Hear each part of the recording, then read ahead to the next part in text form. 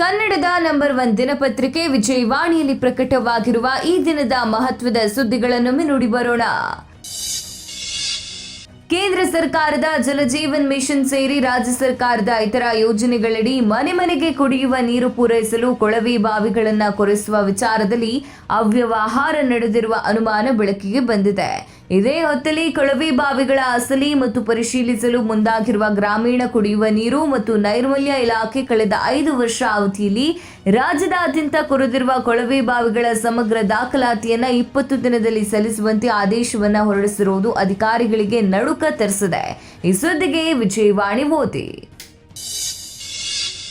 ಕಾವೇರಿ, ಕೃಷ್ಣ, ಗೋದಾವರಿ ಕಣಿವೆಗಳ ಬೆಸುಗೆಗೆ ಆಸರೆಯಾದ ನೆಲೆವೆಂದು ಕರ್ನಾಟಕ ಹೆಮ್ಮೆಯಿಂದ ಬೀಗಬೇಕು. ಆದರೆ ಬೆಸುಗೆಯ ಲವವನ್ನ ತಮಿಳುನಾಡು, ತೆಲಂಗಾಣ ಮತ್ತು ಆಂಧ್ರಪ್ರದೇಶಗಳು ಅನುಭವಿಸಬೇಕು. ಕೇಂದ್ರ ಜಲಶಕ್ತಿ ಸಚಿವಾಲಯದ ಸ್ವಾಯತ್ತ ಸಂಸ್ಥೆಯಾದ ರಾಷ್ಟ್ರೀಯ ಜಲ ಅಭಿವೃದ್ಧಿ ಸಂಸ್ಥೆ ಪರಿಷ್ಕೃತ ವಿಸ್ತೃತ ಯೋಜನಾ ವರದಿಯ ಸಾರಾಂಶ ಇದು. ಈ ಡಿಪಿಆರ್ ಪ್ರಕಾರ ನದಿಗಳ ಜೋಡಣೆ ಯೋಜನೆಯಡಿ ಕರ್ನಾಟಕಕ್ಕೆ ಸಿಗುವ ಪಾಲು ಶೂನ್ಯ. ಈ ಕುರಿತ ವಿಶೇಷ ವರದಿಗೆ ಮುಖಪುಟ ನೋಡಿ.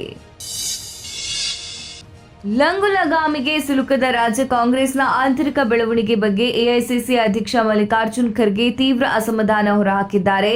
ರಾಜ್ಯದಲ್ಲಿ ತಲೆದೋರಿರುವ ಬಿಕ್ಕಟ್ಟನ್ನು ಶೀಘ್ರ ಪರಿಹರಿಸುವಂತೆ ರಾಜ್ಯದ ಶಾಸಕರು, ಮುಖಂಡರು ಎತ್ತಿರುವ ಬಹಿರಂಗ ದನಿ ದೆಹಲಿ ನಾಯಕರಿಗೆ ಇರಿಸು ಮುರುಸು ತರಿಸಿರುವುದು ಖರ್ಗೆ ಅವರ ಸಿಟ್ಟಿನಲ್ಲಿ ಬಹಿರಂಗಗೊಂಡಂತಾಗಿದೆ. ಈ ಸುದ್ದಿಗೆ ಇಂದಿನ ಸಂಚಿಕೆ ಓದಿ.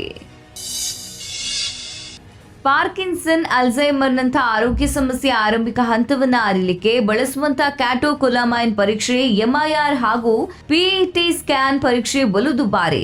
ಇದನ್ನ ಬಡವರ ಕೈಗೆಟುಕುವಂತೆ ಮಾಡುವ ನಿಟ್ಟಿನಲ್ಲಿ ತೀರ್ಥಹಳ್ಳಿ ಮೂಲದ ಸಂಶೋಧಕಿ ಕೃತಿ ಕೆ ರಾವ್ ಸಂಶೋಧಿಸಿರುವಂತಹ ಈ ಪತ್ರಂ ಎಂಬ ಕಾಗದ ಆಧಾರಿತ ಸಾಧನ ಆರೋಗ್ಯ ಕ್ಷೇತ್ರದಲ್ಲಿ ಮಹತ್ವದ ಸಾಧನೆಯಾಗಿದೆ. ಈ ಸುದ್ದಿಗೆ ಮುಖಪುಟ ನೋಡಿ.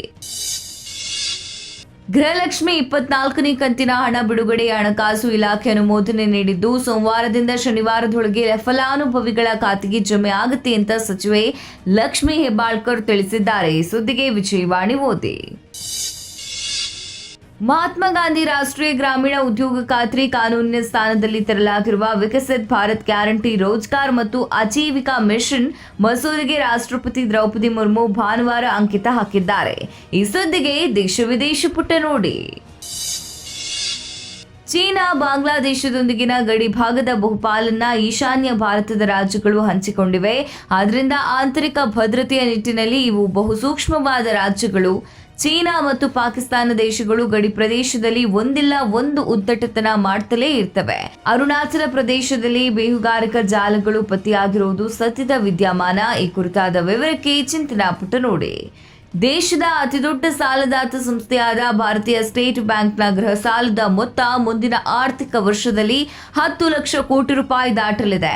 ಬ್ಯಾಂಕಿನ ಪ್ರಸ್ತುತ ಗೃಹ ಸಾಲದ ಪೋರ್ಟ್ಫೋಲಿಯೋ ಈಗಾಗಲೇ 9 ಲಕ್ಷ ಕೋಟಿ ರೂಪಾಯಿಗಳ ಮೈಲುಗಲ್ಲುಗಳನ್ನು ದಾಟಿದೆ. ಈ ಸುದ್ದಿಗೆ ಮನಿ ಮಾತು ನೋಡಿ. ಅಮೆರಿಕ ಎಎಸ್ಟಿ ಸ್ಪೇಸ್ ಮೊಬೈಲ್ನೊಂದಿಗೆ ವಾಣಿಜ್ಯ ಒಪ್ಪಂದದ ಭಾಗವಾಗಿ ಡಿಸೆಂಬರ್ 24ರಂದು ಇಸ್ರೋದ ಲಾಂಚ್ ವೆಹಿಕಲ್ ಮಾರ್ಕ್ 3 ರಾಕೆಟ್ ಮೂಲಕ ಬ್ಲೂಬರ್ಡ್ ಬ್ಲಾಕ್ 2 ಉಪಗ್ರಹ ಉಡಾವಣೆಗೊಳ್ಳಲಿದೆ. ಈ ಸುದ್ದಿಗೆ ಇಂದಿನ ಸಂಚಿಕೆ ಓದಿ. ಮಹಾರಾಷ್ಟ್ರ ಸ್ಥಳೀಯ ಸಂಸ್ಥೆಗಳ ಚುನಾವಣೆಯಲ್ಲಿ ಬಿಜೆಪಿ ನೇತೃತ್ವದ ಮಹಾಯುತಿ ಮೈತ್ರಿಕೂಟ 200ಕ್ಕೂ ಅಧಿಕ ಸ್ಥಾನಗಳಲ್ಲಿ ಜಯಗಳಿಸಿ ಮುನ್ನಡೆಯನ್ನು ಸಾಧಿಸಿದೆ. ಈ ಮೂಲಕ ವಿಪಕ್ಷವಾದ ಮಹಾರಾಷ್ಟ್ರ ವಿಕಾಸ ಅಘಾಡಿ ವಿರುದ್ಧ ಭರ್ಜರಿ ಜಯ ಗಳಿಸುವುದು ನಿಚ್ಚಳವಾಗಿದೆ. ಮಹಾಯುತಿಯಲ್ಲಿ ಬಿಜೆಪಿ ಈಗಾಗಲೇ 127 ಸ್ಥಾನಗಳಲ್ಲಿ ಜಯಗಳಿಸಿ ಏಕೈಕ ದೊಡ್ಡ ಪಕ್ಷವಾಗಿ ಹೊರಹೊಮ್ಮಿದೆ. ಈ ಸುದ್ದಿಗೆ ವಿಜಯವಾಣಿ ಓದಿ. ಯಶ್ ನಡೆಸ್ತಾ ಇರುವ ಗೀತು ಮೋಹನ್ ದಾಸ್ ಆಕ್ಷನ್ ಕಟ್ ಹೇಳ್ತಾ ಇರುವ ಬಹುನಿರೀಕ್ಷಿತ ಸಿನಿಮಾ ಟಾಕ್ಸಿಕ್ ಪ್ಯಾನ್ ವರ್ಲ್ಡ್ ಮೂಡಿ ಬರ್ತಾ ಇರುವ ಈ ಚಿತ್ರದಲ್ಲಿ ಕನ್ನಡ, ಹಿಂದಿ, ತಮಿಳು, ತೆಲುಗು ಕಲಾವಿದರು ಮಾತ್ರ ಅಲ್ಲದೆ ಹಾಲಿವುಡ್ ತಾರೆಯರು ಮತ್ತು ತಂತ್ರಜ್ಞರು ಈ ಚಿತ್ರದಲ್ಲಿ ಕೆಲಸ ಮಾಡ್ತಾ ಇರೋದು ವಿಶೇಷ. ಯಶ್ ಜೊತೆ ನಯನತಾರಾ, ಕಿಯಾರಾ ಅಡ್ವಾನಿ, ಹುಮಾ ಕುರೇಶಿ, ತಾರಾ ಸುತಾರಿಯಾ, ರುಕ್ಮಿಣಿ ವಸಂತ್, ಟೊವಿನೋ ಥಾಮಸ್, ಅಕ್ಷಯ್ ಒಬೇರಾಯ್, ಕೈಲಿ ಪೌಲ್, ನಟಾಲಿ ಬರ್ನ್ ಪ್ರಮುಖ ತಾರಾಗಣದಲ್ಲಿದ್ದಾರೆ. ಈ ಸುದ್ದಿಗೆ ಉಲ್ಲಾಸ ನಮಸ್ತೆ ಬೆಂಗಳೂರು ಪುಟ ನೋಡಿ. ಇವಿಷ್ಟೇ ಅಲ್ಲ, ಮುಂಜಾನೆ ಮಾತು, ಅಂತರಂಗ, ಭವಿಷ್ಯ, ಮನೋವಿಕಾಸ ಕಾಲಂಗಳು, ಕ್ರೀಡೆ, ಸಿನಿಮಾ, ದೇಶ ವಿದೇಶಗಳ ಭರಪೂರ ಸುದ್ದಿ ವಿಶೇಷಗಳಿಗಾಗಿ ವಿಜಯವಾಣಿ ಓದಿ.